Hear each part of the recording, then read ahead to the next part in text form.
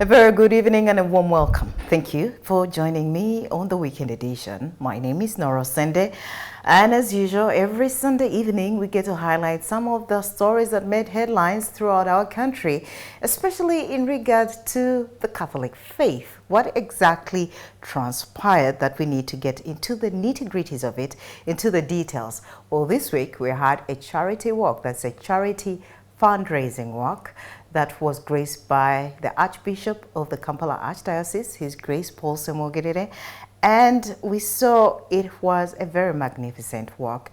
And with me in studio, we have Flavia, who is a social worker at Nsambya Babies Home, and she's going to discuss with that exactly what was this all about, what were the reactions of the public, and so much more. Flavia, you're very welcome. Thank you, Nora. I'm happy to be here. Our viewers of Uctv, thank you so much for keeping it at this station, and we want to thank God that we are here to talk to you about Nsambya Babies Home.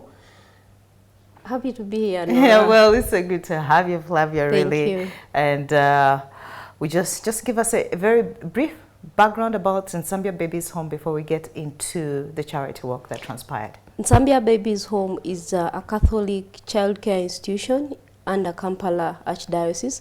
It takes care of abandoned, neglected, abused, and any other category of children or babies that are at risk of living in communities, and these children are referred by police through the probation and social welfare officers. They are referred for general care and protection, and at Nsambya Babies Home, they receive whatever they're supposed to receive, just as human beings. The main mission is to restore their dignity and help them grow as responsible individuals. So Nsambya Babies Home is headed by the Sisters of Immaculate Heart of Mary. Our administrator is Sister Teddy Nachanzi, and we have Sister Sarah. Nsambya Babies Home works hand in hand with Kankobe Children's Home and the Natete Family Group to see that all categories of babies are well catered for. Very nice, Flavia. That's a very noble cause there. Thank you. And we thank you so much for the ministry that you're actually handling in regards to the babies. Thank you. Now, the walk was for the babies. Can we get into the details of why this walk was actually put there? Why? Nsambya Babies Home has a mandate to generally take care of the babies that are admitted at our facility. We have a capacity of 30 babies. But as I speak now, the home is to its capacity. We have actually 31 babies that we are taking care of. It means that we have a need. We ought to take care of these babies, and we cannot do it on our own. Nsambya Babies Home has projects that are helping to run the activities of the center, but we've come to know that these activities cannot fund enough to help us in taking care of the children. So we came up with an idea of having a fundraising charity walk. I mean, these are babies. They are babies for everyone.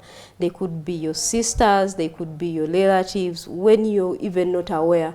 But they are in good hands, they are in safe hands, they are being taken care of. So we thought of calling on the public to come up and give us a hand of taking care of these babies. So the idea of having a fundraising charity walk every year came up from the administration, and this was the second edition. We did it last year, and the public was so positive about it, and we were encouraged to continue putting it into consideration. And now this year, we want to thank God that the Archbishop himself, our father in faith, came up to support the idea, and he was so with us, and we want to appreciate the general public. So the fundraising charity walk intended to raise funds that would support the process of tracing and reuniting the children with their families. When the children come into Nsambya Babies Home, they are not supposed to stay with us forever. We all know the importance of a family. We all know what it means to have a father, to have a mother, to have an auntie, to have anyone that belongs to you. So we want to see that these children belong to families, and we want to know where their families. If the families do exist, what is happening there with them, what caused the separation, why did they separate from their children. So those are the assessments that we are making. So we do it after tracing for these families. So the process of tracing and assessing and reuniting the children with their families is so expensive. Because we must use media to reach out to the public to know where these parents are.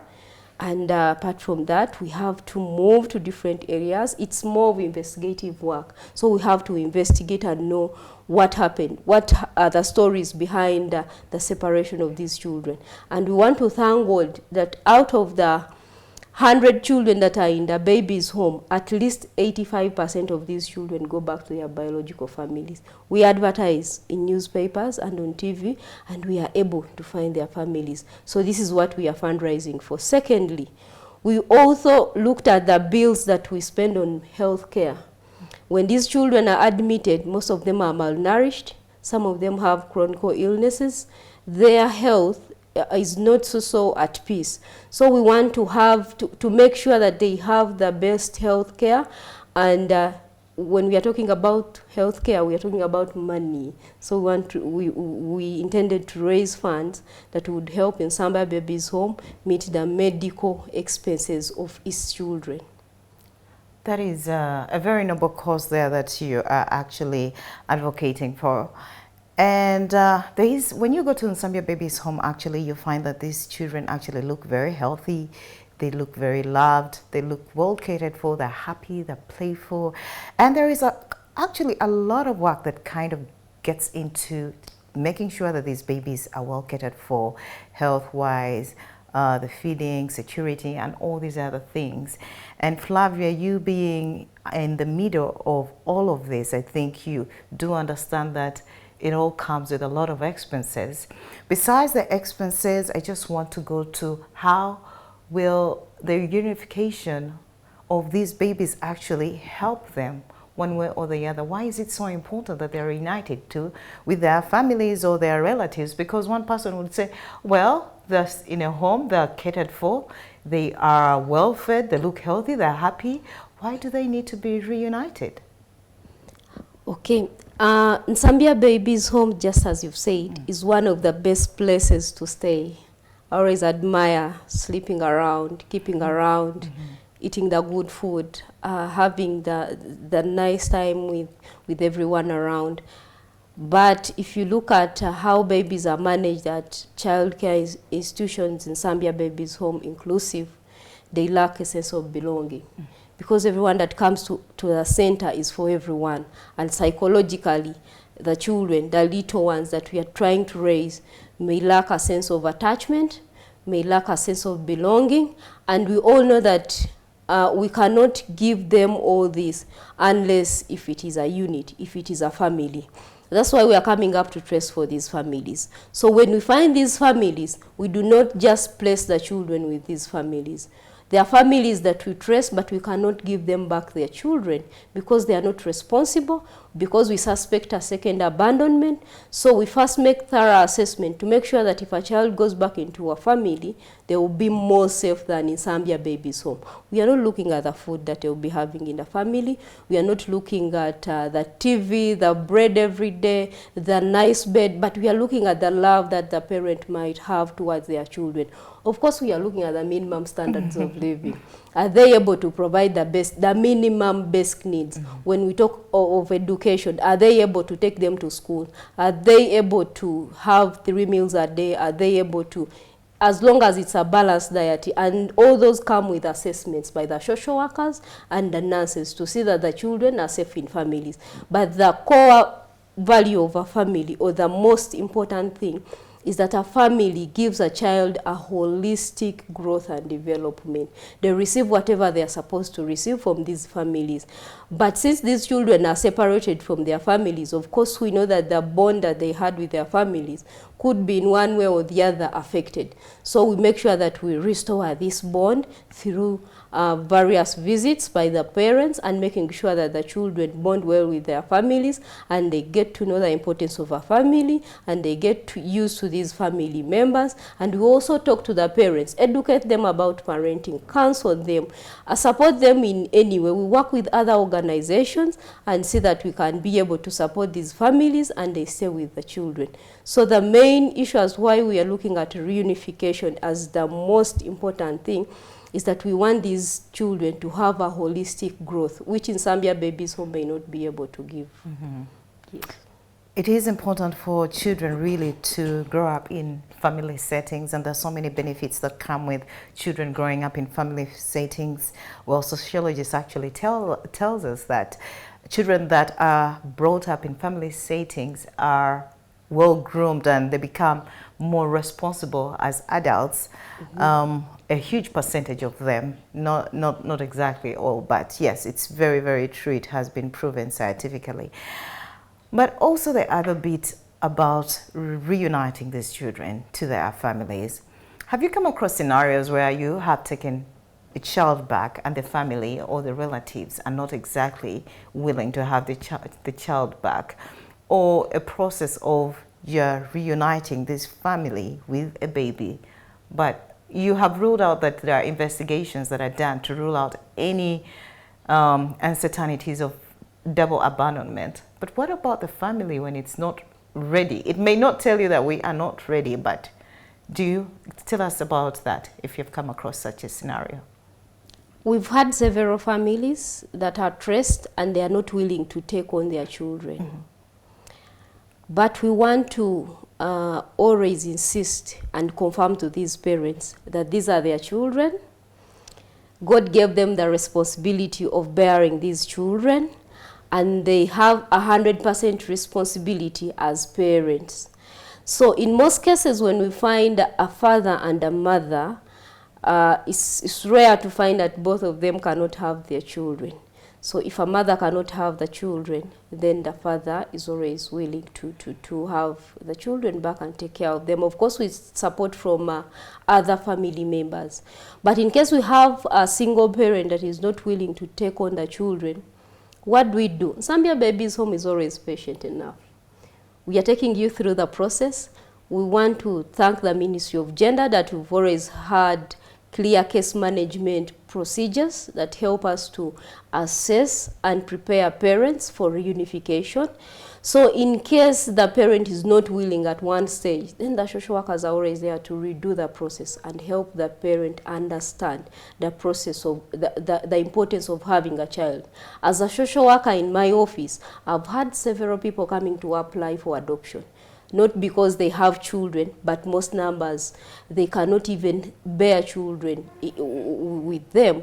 So we want to look at all these examples and explain to the parents who God has blessed with children and confirm to them that this is a blessing and we never know whatever comes with these children the next day or in the future, and we want to make them responsible people. But of course, as we try to do all this, it comes with challenges, it comes with a lot of explanations from the parents, because the parent will even tell you to build for them a house. Oh dear. And in Zambia Babies Home may not be able to do that.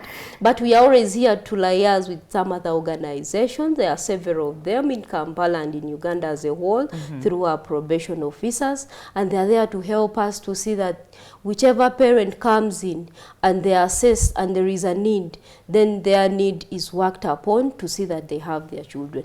But of course, we also know that we cannot handle all the issues in families. So we want the parents to accept themselves, to accept and appreciate whatever they have, and then be responsible parents and take care of their children. You mentioned there a very interesting challenge of how some parents will actually come up and just say, well, we want for you to build us a house and this and that. Now that caught my attention a bit.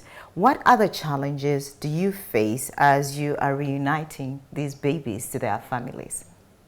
Most children that are admitted at Zambia Babies Home are rejected by their families because they are born out of marriages. That's so common, and parents do not want to have them back. But we thank God that at least we sometimes we are able to identify relatives that can take care of them. And the law is so good. If a family cannot take care of these children, then we have foster and adoptive parents. So the parents can always consent and have these children placed with some other people that are willing to take care of them. Some other challenges are parents do demand a lot from the babies home. personally, as a social worker, I'm home at night, at 9, at 10, and a parent is calling me and telling me, your child is here, has flu, and you want medicine of 20,000. But this is, this is your child, who placed you with your child. So you have the responsibility of taking care of these children. So we still have a long way to go to sensitize the general public about parenting and making people to appreciate what they have and the importance of having a child in their family, and also making them know that as parents they should live independently and be able to take on the responsibility and make these children happy in life. It's surely very important for parents to take on the responsibility of parenting and just embracing their children and just understanding that children are actually a blessing from God, and that there shouldn't be looked at as a curse or as a burden, one way or the other.